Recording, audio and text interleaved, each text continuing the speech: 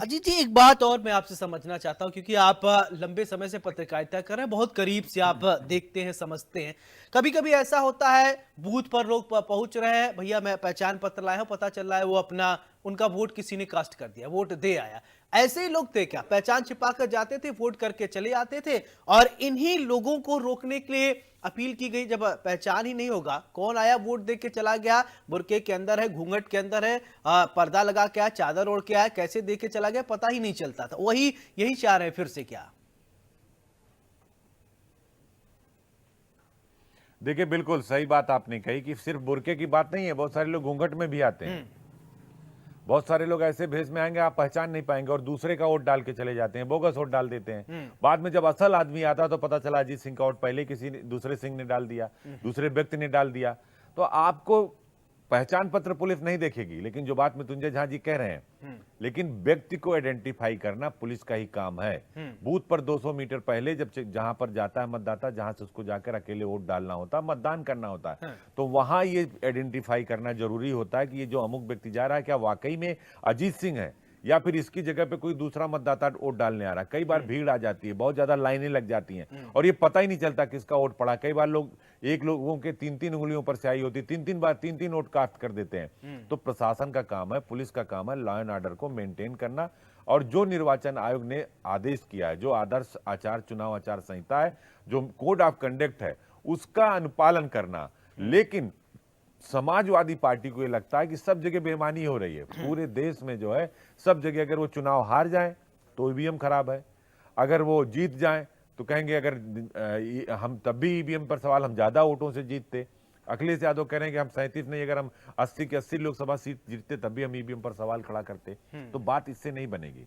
बात आपको जनता के बीच में जाना होगा, अपनी बात रखनी होगी, नौजवानों की बात करनी होगी, जवानों की बात करनी होगी, समाज की बात करनी होगी। वैमनस्यता फैलाकर राजनीति आप बहुत देर तक नहीं कर सकते। ध्रुवीकरण, तुष्टीकरण, धर्म के नाम पर राजनीति बहुत दिन तक नहीं हो सकती। बहुत पार्टियां आई और चली गई। आपको विकास के नाम पर, आपको सुशासन के नाम पर 2022 की जो सरकार रिपीट हुई, सौरभ याद दिलाना चाहता जी हूं जी जी। कि 2022 में 37 साल बाद उत्तर प्रदेश में कोई मुख्यमंत्री दोबारा रिपीट हुआ। उसकी वजह ये थी कि उत्तर प्रदेश में सुशासन हुआ, इनकाउंटर हुए, अपराधी सबसे ज्यादा उत्तर प्रदेश में मारे गए। 8,000 लोगों को जिन्होंने महिलाओं से छेड़छाड़ किया था, महिलाओं के प्रति अपराध किया था, उनको अदालतों में पैरवी करके उत्तर प्रदेश सरकार ने सजा दिलाई। 1500 वकीलों को मुख्यमंत्री ने इसलिए हटा दिया, उनको बर्खास्त कर दिया कि वो अदालतों में अपराधियों के खिलाफ पैरवी नहीं कर रहे थे। बिल्कुल। उनकी जगह पर नई तैनाती की गई। अभी भी मुख्यमंत्री का बयान आप सुनिए, वो कह रहे हैं कि अगर किसी भी बिटिया से कोई छेड़छाड़ करता है तो उसका रास्ता, उसकी जगह सिर्फ जहन्नुम है और कोई जगह नहीं है। तो आप कानून व्यवस्था के नाम पर 2022 में सरकार रिपीट की। ठीक बात है कि 2024 के लोकसभा चुनाव में अखिलेश यादव और राहुल गांधी का फार्मूला काम आ गया। उन्होंने संविधान की बात कर दी, उन्होंने आरक्षण की बात कर दी कि खत्म हो जाएगा, बाबा साहब का संविधान खत्म हो जाएगा। ये बात भी लोग इसलिए नहीं समझ पाए क्योंकि सबको ये पता है कि संविधान के मूल स्वरूप में कोई परिवर्तन नहीं किया जा सकता। 2/3 बहुमत के आधार पर ही संविधान संशोधन किया जा सकता है, वो भी मूल स्वरूप में नहीं किया जा सकता। आपके मौलिक अधिकारों का हनन नहीं किया जा सकता। तो आप देखिए, झूठ और भ्रम बहुत दिन तक चलता नहीं है। आपको धरातल पर जाना होगा, आपको काम करना होगा, आपको कोई बहाना नहीं। ये पब्लिक है, फिल्मी डायलॉग है, ये पब्लिक है, वो सब कुछ जानती है। उसको आप जो है भ्रमित नहीं कर सकते और ज्यादा दिन तक भ्रमित नहीं कर सकते।